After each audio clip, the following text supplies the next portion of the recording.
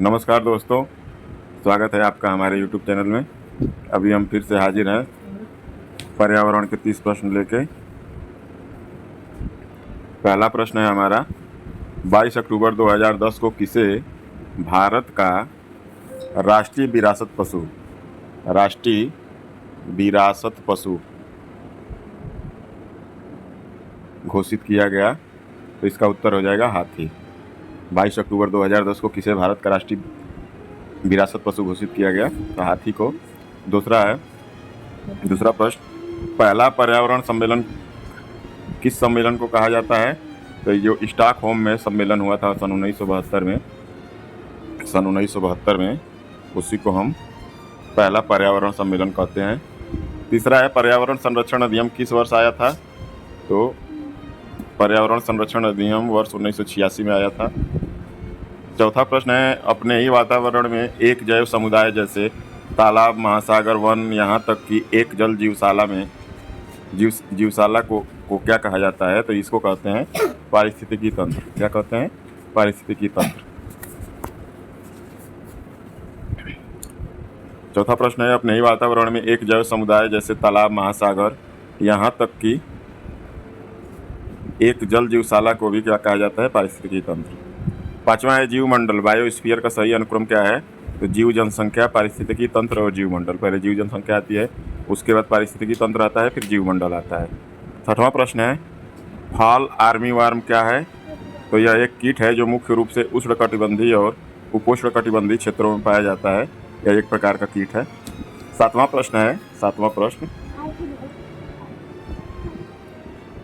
प्रश्न है ये, जैव विविधता संरक्षण अधिनियम कब आया था? ये सन 2002 में आया था। आठवां प्रश्न है ये, केवलादेव राष्ट्रीय उद्यान को विश्व धरोहर सूची में कब सूचीबद्ध किया गया था? तो सन 1985 में। 1985 और 1985 से संबंधित एक चीज़ और याद रखिएगा, 1885 में भारतीय राष्ट्रीय कांग्रेस की स्थापना हुई थी। इससे आप रिलेटेड कर सकते हैं, इसको उससे याद रख सकते हैं। नौवां प्रश्न है, यूनेस्को में भारत की कुल कितनी साइट हैं? तो यूनेस्को में कुल 40 साइट हैं, जिसमें 32 सांस्कृतिक साइट हैं, 7 प्राकृतिक साइट हैं और एक मिश्रित साइट है। अगला प्रश्न है हमारा 10वां नंबर, रामसर कन्वेंशन का संबंध किससे है? तो रामसर कन्वेंशन का संबंध आर्द्र भूमि संरक्षण से है। आर्द्र भूमि संरक्षण से। 11वां प्रश्न है, आर्द्र भूमि के संरक्षण के लिए सम्मेलन कब हुआ था? तो सबसे पहले सम्मेलन हुआ था 2 फरवरी सन 1971 को। 12वां प्रश्न है, आकलवुड जीवाश्म पार्क कहाँ स्थित है? आकलवुड जीवाश्म पार्क, तो ये राजस्थान जैसलमेर में स्थित है। 13वां प्रश्न है, किस संविधान संशोधन के द्वारा वन एवं वन्य जीव विषय को राज्य सूची से हटाकर समवर्ती सूची में शामिल किया गया है? तो आपको पता है कि संविधान में 3 सूचियां हैं, एक केंद्र सूची, एक राज्य सूची, एक समवर्ती सूची।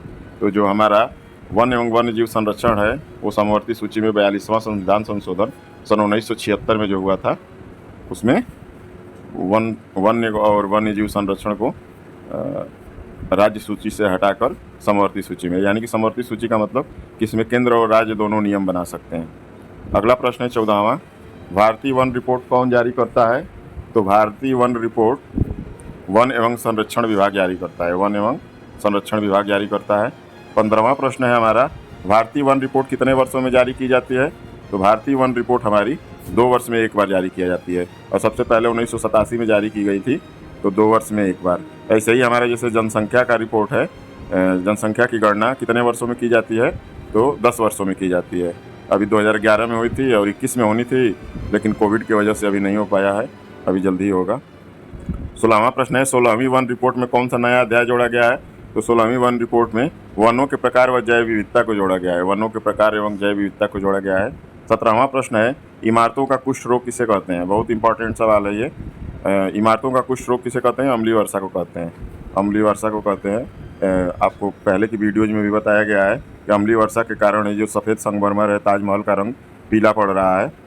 18वां, इटाई बीमारी का संबंध किस प्रदूषक से है? तो इटाई बीमारी का संबंध कैडमियम से है। कैडमियम की मात्रा जब बढ़ जाती है तो इटाई बीमारी हो जाती है। इटाई बीमारी में क्या होता है, जो हमारी हड्डियां हैं वो फ्लेक्सिबल और मुलायम हो जाती हैं। मुलायम इन द सेंस कमज़ोर हो जाती हैं, तो रीढ़ की हड्डी से आदमी झुक जाता है।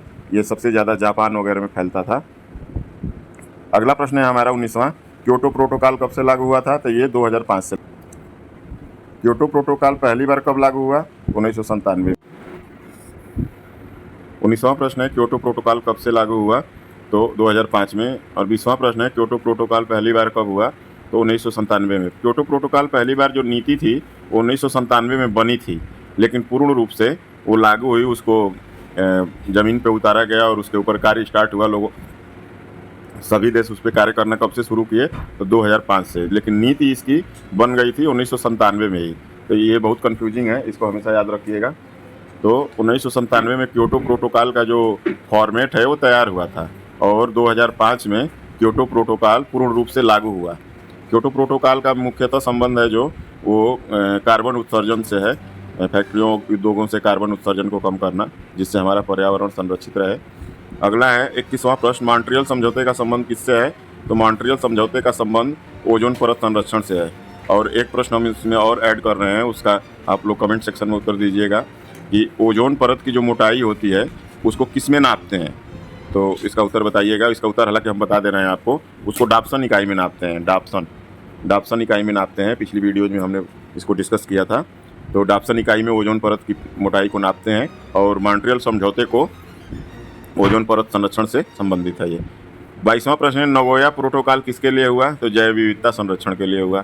23वां प्रश्न है COP26 का संबंध किस संस्था से है? तो UNFCCC से है। और COP1 कहाँ हुआ था? तो ये बर्लिन जर्मनी में हुआ था। 25वां प्रश्न है समुद्री शैवालों का प्रयोग किस रूप में किया जाता है? तो समुद्री शैवालों का प्रयोग खाद के रूप में किया जाता है। खाद के रूप में, फर्टिलाइजर के रूप में इसका उपयोग किया जाता है। 26वां प्रश्न है 100-200 सेंटीमीटर वर्षा वाले उत्तरी और मध्य भारत में पाए जाने वाले वृक्षों में साल, सागौन, चंदन, शीशम किस वन के उदाहरण है? तो ये पर्णपाती या मानसूनी वन। पर्णपाती वन उन्हें कहते हैं जिनका पतझड़ में पत्ते झड़ जाते हैं, पत्ते गिर जाते हैं, उनको पर्णपाती वन कहा जाता है या मानसूनी वन कहा जाता है। अगला है 27वां प्रश्न है मैंग्रोव किसमें विकसित होता है? तो जो मैंग्रोव है 25 डिग्री उत्तरी और 25 डिग्री दक्षिणी अक्षांश के बीच उष्णकटिबंधीय और उपोष्णकटिबंधीय क्षेत्रों में विकसित होते हैं। उष्णकटिबंधीय और उपोष्णकटिबंधीय क्षेत्रों में विकसित होते हैं। अगला प्रश्न है 28वां कौन सा पारिस्थितिकी तंत्र स्थलीय और सामुद्रिक पारिस्थितिकी तंत्रों के बीच सहजीवी संपर्क का काम करता है?